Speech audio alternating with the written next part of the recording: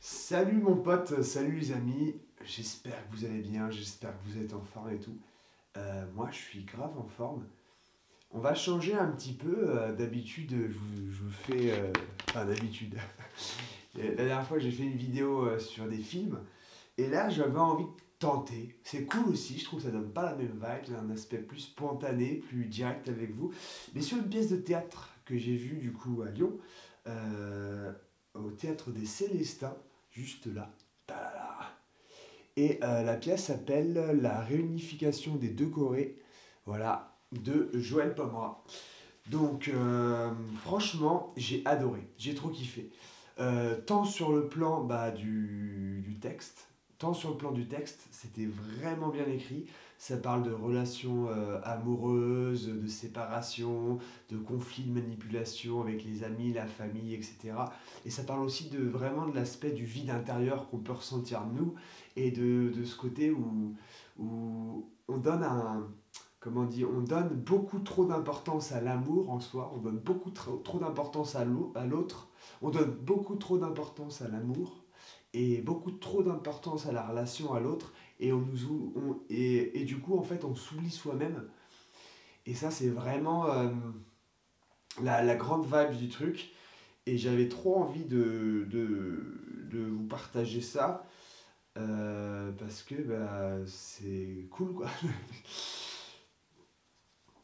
La, La biographie de Joël Pomera, du coup, il est né en 1963. Il découvre le théâtre au collège grâce à un prof de français et il est attiré par l'origine et par le jeu. Il s'oriente ensuite vers l'écriture. Ouais, je lis. De son expérience de comédien, il garde le souvenir concret et sensible des corps sur le plateau. Il fonde la compagnie Louis Brouillard en 1990 et met en scène uniquement ses textes. En 2004, son spectacle Au monde est... En 2004, son spectacle Au monde est un premier grand succès public et critique. Avec la trilogie Au monde d'une seule main et Les Marchands, Joël Pomera ancre plus directement ses pièces dans la réalité contemporaine.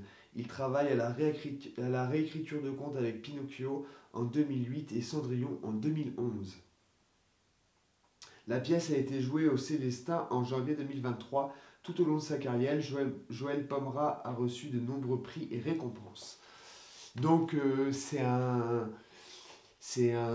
bon auteur, je trouve. En tout cas, la seule pièce que j'ai vue, c'est celle-là. C'est un très bon auteur. Et là, vous avez une citation de la pièce qui est la suivante. L'amour, en fait, ça ne suffit pas. Oui, c'est ça. Je sais, c'est terrible. L'amour, ça ne suffit pas. Voilà, ça parle directement du truc. Hein, on est dans le cœur du sujet. Fragment du discours amoureux. Donc, cette pièce a été créée en 2013. La réunification des deux Corées est une mosaïque de 20 fragments du jeu amoureux. Donc, c'est 20 petites scénettes de 20 moments de vie qui évoquent justement les conflits avec le lien amoureux.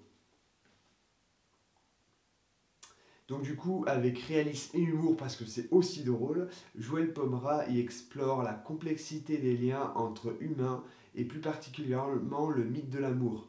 À travers une série de situations concrètes, il met en jeu les possibles de nos affections, de l'obsession au manque, en passant par le quiproquo, le marchandage, la pulsion ou la rupture. Radiographie des passions de tous les temps selon les modalités de notre siècle par écho, reprise et variations ouvertes à l'imagination du spectateur. Donc, que dire sur cette pièce que j'ai trop kiffé. La mise en scène est top, vraiment. Il y a une très bonne mise en scène et c'est simple. Dans le sens, quand je dis simple, c'est qu'il n'y a pas beaucoup d'éléments de décor. C'est souvent une chaise, un porte-manteau. Voilà, très peu de décor, mais il en faut peu pour tout dire, quoi. Si vous voyez le truc. Et puis la mise en scène est top et la succession des scènes est vraiment bien faite.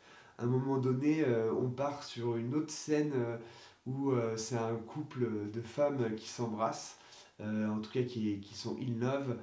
Et derrière, il y a des autotamponneuses, des vraies autotamponneuses avec de la lumière, de la musique. Enfin, C'était très bien rythmé là-dessus.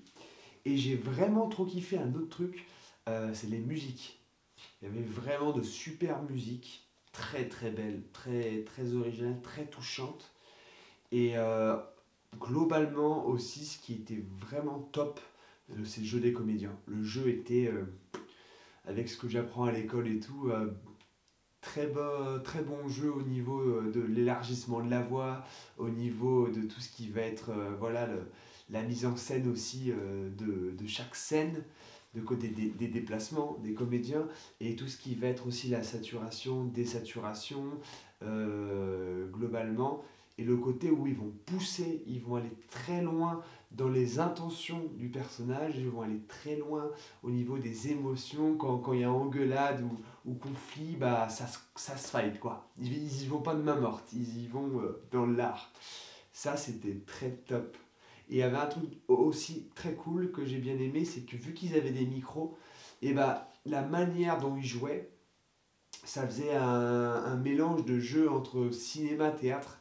Et là, je suis trop fan. Ils ont réussi à ramener un côté théâtre où t'es dedans, tu vois les comédiens, tu te dis, ouais, mais c'est la réalité, quoi, en fait. Ils nous montrent la réalité, là.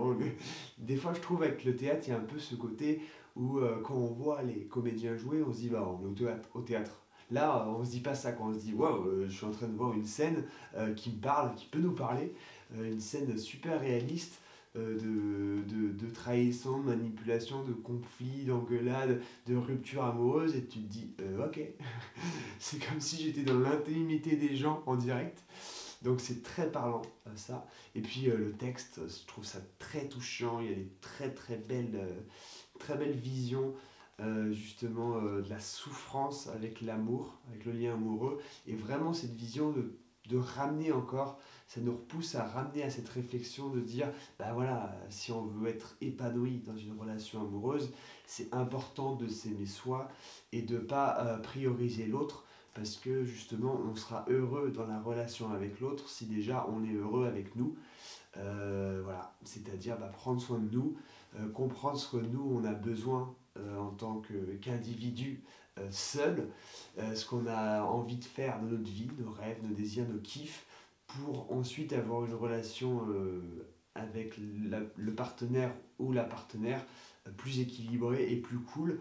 Sinon, bah, ça va être souvent ce truc-là où on va en fait demander des choses à l'autre, on va demander que l'autre nous apporte de l'amour, alors qu'en fait, il ne peut pas nous apporter de l'amour. À un moment donné, c'est niette, quoi. À un moment donné, ça va se friter, ça sera négatif dans la relation, et l'amour, elle doit venir de nous, sinon on demande quelque chose à l'autre qui est impossible, qui nous apporte, en fait. Il ne pourra jamais nous combler notre vide intérieur si on se le comble pas nous-mêmes. Et il y avait vraiment ça qui était beau. Et il y a une engueulade justement où la nana a dit, ouais, par contre, nanana, on arrête la relation, on se parle plus, mais avant que tu me quittes, rends-moi ce que je t'ai donné. Rends-moi tout l'amour que je t'ai donné, que tu as gardé en toi. Ben ouais, mais c'est pas possible en fait. Je veux dire, elle lui a rien volé en fait. Elle lui a rien volé, c'est juste que cette personne est terriblement, on va dire, elle a du mal à s'apporter elle-même de l'amour avec elle, donc du coup elle réclame et elle demande à l'autre de lui rendre ce qu'elle lui a donné, alors qu'en fait il faudrait qu'elle se le donne elle-même. Voilà, donc ça m'a vraiment parlé là, sur tous ces points, et une très très belle découverte. Je connaissais pas cet auteur, donc, donc voilà. Je voulais terminer sur quelques petites suites de phrases sur l'explicatif, hein, le flyer, l'explicatif de la pièce.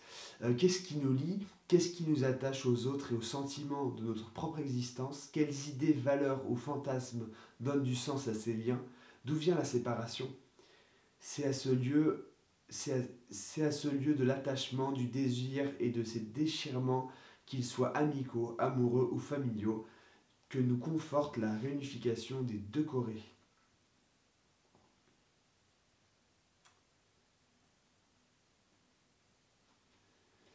Après l'impressionnante tournée de Ça ira, fin de Louis 2015, épopée politique contemporaine inspirée de la Révolution française, mettant en scène l'invention de notre société démocratique, la reprise de la réunification des deux Corées nous fait revenir aux origines de cette organisation sociale à partir de ses plus petits dénominateurs, le couple et la famille. À une échelle, on retrouve dans ce spectacle les questionnements philosophiques et anthropologiques de Joël Pomera sur ce qui fonde ou aliène ces liens humains et sur notre capacité individuelle ou collective à vivre ensemble. Donc voilà, une grosse claque, je voulais vous partager ça. Bah, si t'as kiffé la vidéo, mets un petit like. Si t'as pas aimé parce que tu m'aimes pas ou t'en as marre parce que tu vas dire que je change tout le temps de truc, bah je m'en fous en fait. À très vite pour un autre rétrospective de théâtre, de cinéma, je ne sais. Et j'étais grave content de vous voir. Ciao.